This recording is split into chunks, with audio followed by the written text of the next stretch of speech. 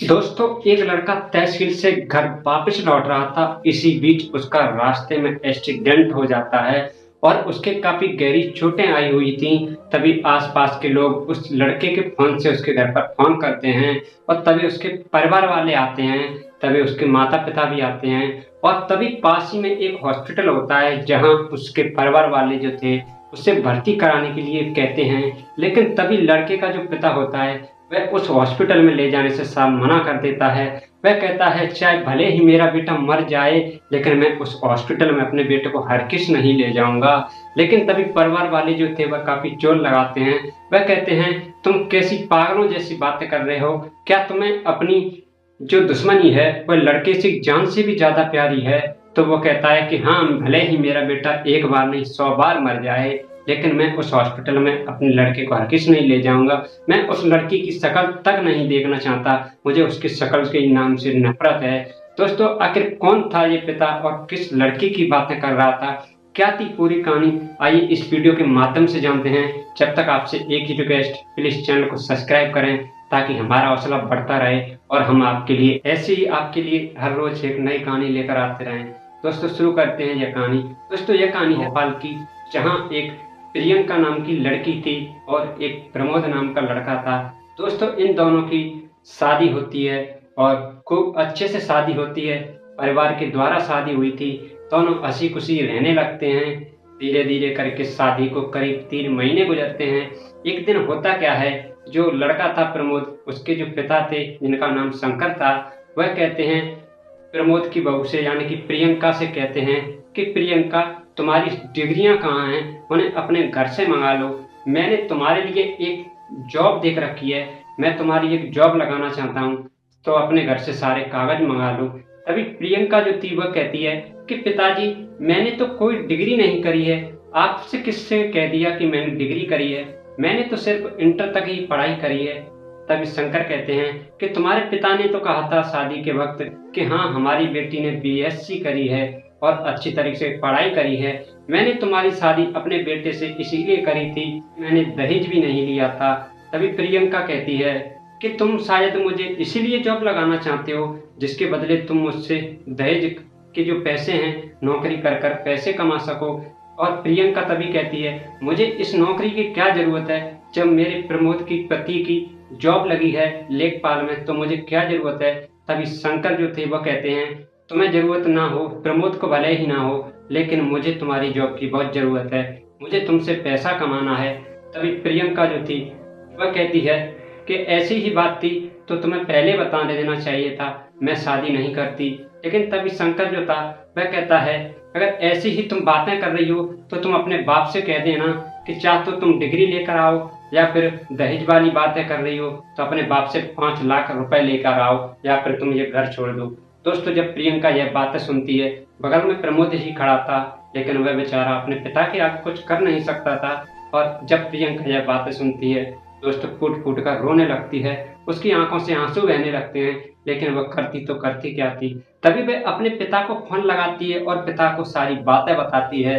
तभी उसके जो पिता थे प्रियंका के, वह 2-4 रिश्तेदार लेकर और कुछ गांव के आदमी लेकर वह प्रियंका के ससुराल आते हैं और जो शंकर था उससे बातें करते हैं। वह कहते हैं कि तुम हमारी बेटी को क्या अनाप शनाप बातें कह रहे थे। तभी शंकर कहता है कि हाँ, तुमने हमारे साथ धोखा किया है। तुम्हारे जैसा इंसान मैंने आज तक झूठा नहीं देखा। तभी कुछ उन्हीं में से एक व्यक्ति जो था वह कहता है कि शादी ब्याह में तो थोड़ा बहुत झूठा चलता है।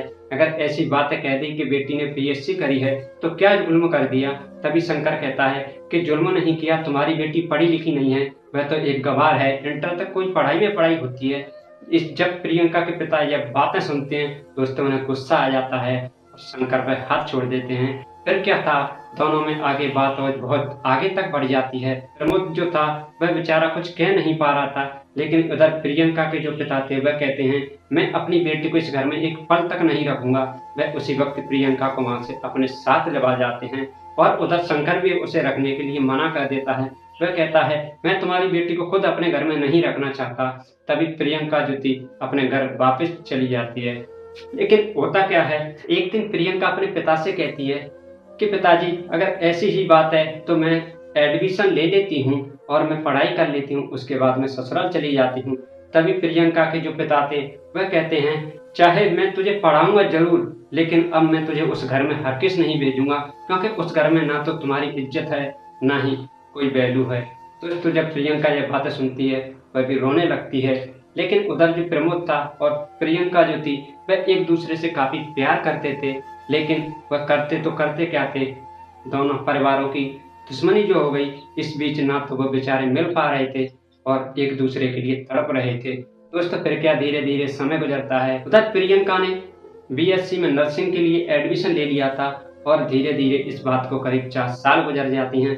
उधर प्रियंका की जो नर्सिंग थी वह पूरी हो चुकी थी। वह एक हॉस्पिटल में अच्छी तरह से काम कर रही थी, क्योंकि उसने खूब मन से पढ़ाई करी थी, जिस वजह से उसे एक अच्छा हॉस्पिटल मिल जाता है और वहाँ वह जॉब कर रही थी। इसी बीच होता क्या है, जो प्रमोद था वह एक दिन तहसील से शाम के वक्त अपनी ड्यूटी पूरी कर घर वापस लौट रहा था। उसी बीच उसका रास्ते में एक्सीडेंट हो जाता है और उसके एक्सीडेंट थोड़ा बहुत नहीं, काफ़ी ज़ोर से होता है, जिस वजह से उसके सर में काफ़ी चोट आई थी। जो खून था वह काफ़ी ज़ोर से बह रहा था।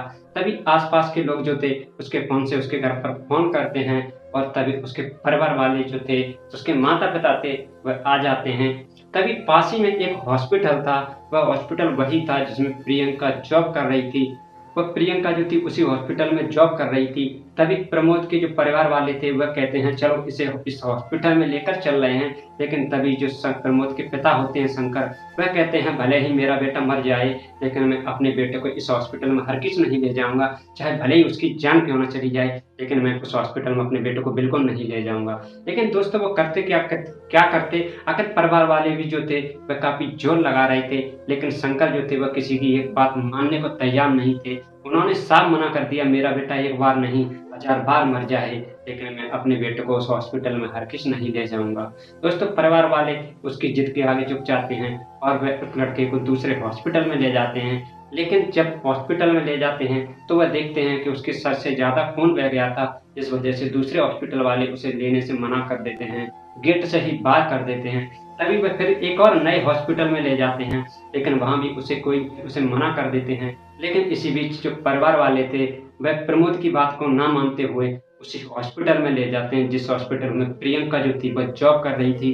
दोस्तों जब जैसे ही उसे हॉस्पिटल के अंदर ले जाया जाता है, तभी प्रियंका जो थी वह देखती है कि शायद ये तो मेरे कोई जान पहचान वाले लग रहे हैं।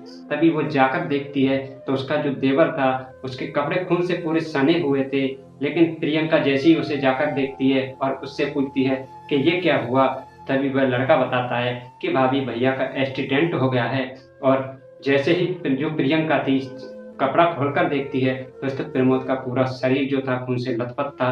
वह देखते ही प्रियंका रोने लगती है, लेकिन यह उस वक्त रोने का समय नहीं था। प्रियंका जो थी भागकर डॉक्टरों के पास जाती है और उसी वक्त प्रमोद को हॉस्पिटल में भर्ती कराती है। प्रियंका उस हॉस्पिटल में जॉब तो कर ही रही थी, इस वजह से उसकी पूरी जानकारी थी। डॉक्टर उसे अच्छी तरह से जानते थे, इसीलिए प्रियंका के कहने पर तुरंत डॉक्टर उसका इलाज शुरू कर देते हैं। दोस्तों उसके सर से खून बहुत ज़्यादा बह गया था। प्रियंका तभी इधर उधर फोन कर खून की इंतजाम करती है और प्रमोद को खून चढ़ाया जाता है। दोस्तों एन मौके पर प्रियंका जो थी इस वजह से उस प्रमोद जो था उसे खून मिल गया था और अच्छा डॉक्टर मिल गया थे, इस वजह से प्रमोद जो था उसकी जान बच गई थी। वह कहीं ना कहीं उसकी तबीयत में सुधार हो जाता है। दोस्तों फिर क्या धीरे धीरे करके समय गुजरता है और उस प्रमोद को उस हॉस्पिटल में करीब 10 दिन लग जाते हैं।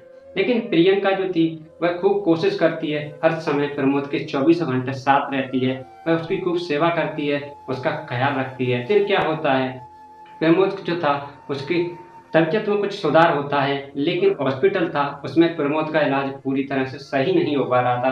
तभी प्रियंका उसकी उस हॉस्पिटल से छुट्टी कराती है और उससे भी अच्छे एक हॉस्पिटल में ले जाती है। दोस्तों प्रियंका जो थी उसके साथ साथ जाती है और दूसरे हॉस्पिटल में भी करीब 1 महीने उसके साथ रहती है और उसका अच्छे से ख्याल रखती है, अच्छे से इलाज कराती है। इसी बीच प्रमोद को क्या होता है, वह 50% 50% जो था वह ठीक हो जाता है। तभी एक दिन उसे होश आता है, तभी वहीं पास में एक नर्स खड़ी थी, वह कमरे से भागकर बाहर जाती है और सभी को खबर करती है कि तुम्हारे नाम मरीज को होश आ गया है। दोस्तों तभी जो शंकर थे प्रमोद के पिता, वह तैसे ही कमरे के अंदर जाते हैं तो वह देखते हैं कि प्रमोद जो था वह प्रियंका का हाथ अपने हाथों में थामे हुए था और जोर जोर से रो रहा था। वह प्रियंका से माफी मांग रहा था। वह कह रहा था कि मैं कर क्या सकता था, आखिर मैंने अपने पिता की बात का मान रखा, इसलिए मुझे सब ये करना पड़ा। तभी जैसे ही प्रमोद अपने पिता को आते हुए देखता है, वह प्रियंका का हाथ छोड़ देता है। दोस्तों तभी शंकर जो थे वह जाकर प्रियंका के हाथ जोड़ते हैं और कहते हैं, बेटी मुझे क्षमा कर दो। इस शंकर जो थे वो प्रियंका के हाथ जोड़ते हैं और प्रियंका से कहते हैं, अगर मेरी तरह अगर आज तुम भी ऐसी ही हो जाती तो शायद आज प्रमोद जिंदा ना होता, आज वो हमारे बीच ना होता। शंकर उस प्रियंका के हाथ जोड़ते हैं और वो फूट फूट कर रोने लगते हैं। तभी प्रियंका जो थी वह भी रोने लगती है। वह कहती है, ऐसी कोई बात नहीं, जो भी होता है अच्छे के लिए होता है, शायद भगवान की यही मर्जी थी। दोस्तों धीरे धीरे करके फिर क्या समय गुजरता है और इसी बीच प्रियंका प्रमोद के साथ रहने लगती है। फिर क्या धीरे धीरे करके प्रमोद जब सही हो जाता है और उसकी हॉस्पिटल से छुट्टी होती है, तभी प्रियंका जो थी वह प्रमोद के साथ एम्बुलेंस में बैठकर उसके साथ घर तक जाती है। लेकिन जैसे ही घर आने वाला होता है वह एम्बुलेंस को रुकवाती है और एम्बुलेंस से बाहर उतर जाती है। तभी प्रमोद के पिता शंकर कहते हैं कि बेटी तुम यहाँ क्यों उतर रही हो। तभी प्रियंका कहती है, मैं तुम्हारे घर नहीं जा सकती क्योंकि मेरे पिता ने घर जाने से मना कर रखा है, इसलिए मैं नहीं जा सकती। तभी शंकर कहते हैं, वो भी तो तुम्हारा ही घर है बेटी, ऐसी कोई बात नहीं है। लेकिन प्रियंका जाने से साफ मना कर देती है। दोस्तों तभी क्या होता है कि प्रमोद को घर ले आ जाता है और उसके अगले ही दिन शंकर अपनी पत्नी को और दो चार अपने परिवार के रिश्तेदारों को परिवार को लेकर प्रियंका के घर जाते हैं। तभी वह जाकर देखते हैं कि प्रियंका के जो पिता थे वह कुर्सी पर बैठे हैं। जैसे ही उन्हें अपनी तरफ आते हुए देखते हैं, आग बबूला हो जाते हैं। लेकिन तभी देखते हैं कि शंकर जो था वह जोर जोर से रोने लगता है और जाकर प्रियंका के पिता के गले लग जाते हैं। दोस्तों इसी बीच जैसे ही वह ऐसा भाव देखते हैं, वह भी समझ जाते हैं कि शायद अब उन्हें पछतावा है। तभी शंकर प्रियंका के पिता से कहते हैं, मुझे माफ कर दो, तुम्हारी बेटी को मैंने गलत समझा था, वो तो एक तरीके से गाय है, मैंने उसे गलत समझ रखा था, तुम्हारी बेटी नहीं है, आज से वो मेरी बेटी है, मैं तुम्हारे हाथ जोड़ता हूँ, मेरी प्रियंका मुझे लौटा दो। दोस्तों जब वह यह बात सुनते हैं प्रियंका के पिता वे भी रोने लगते हैं। फिर क्या होता है, वो आपसी में हंसी खुशी रहने लगते हैं और अगले दिन प्रियंका की विदाई होती है। दोस्तों हंसी खुशी प्रियंका की विदा होती है और प्रियंका जब ससुराल पहुंच जाती है, ससुराल पहुंचने के बाद 2-4 दिन जैसे ही बीतते हैं, तो एक दिन जो शंकर थे वह प्रियंका से कहते हैं कि बेटी तुम्हारी इच्छा है, अगर तुम जॉब करना चाहो तो ही करना, वरना छोड़ देना, कोई ज़रूरत नहीं है। तभी प्रियंका जो थी वह कहती है, पिताजी ऐसी कोई बात नहीं है, अगर आज मेरे पास ये जॉब ना होती तो शायद प्रमोद हमारे बीच में ना होते, इसी जॉब की वजह से ही आज वो हमारे बीच में हैं।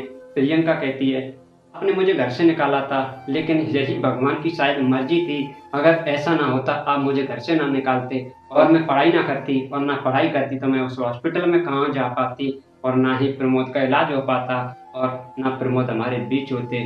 तभी वह कहती है कि मैं जब हॉस्पिटल में मरीजों को आते हुए देखती हूँ और उनका अच्छे से इलाज करती हूँ, तो उनके चेहरे पर जो खुशी मुझे देखने को मिलती है, मुझे उससे बहुत सुकून मिलता है। आपको ये कहानी कैसी लगी प्रियंका और प्रमोद की? जरा सी भी अगर कहानी ये अच्छी लगी हो तो प्लीज़ कमेंट करके ज़रूर बताएं और ऐसे ही वीडियो पाने के लिए हमारे चैनल को सब्सक्राइब करें। दोस्तों मैं आपसे एक बात और कहना चाहता हूँ हाथ जोड़कर, अगर मुझसे कहीं गलती हो रही हो तो प्लीज़ मुझे बताएं, जिससे कि मैं अपनी वीडियो में सुधार कर सकूं और मेहनत कर कर एक नया कंटेंट दे पाऊं, जिससे कि आपको देखने में भी और अच्छा लगे। इसलिए आपसे मुझे बहुत उम्मीद है, प्लीज़ कमेंट करके ज़रूर बताएं कि मैं गलती तो कहाँ कर रहा हूँ, मुझे ज़रूर बताएं।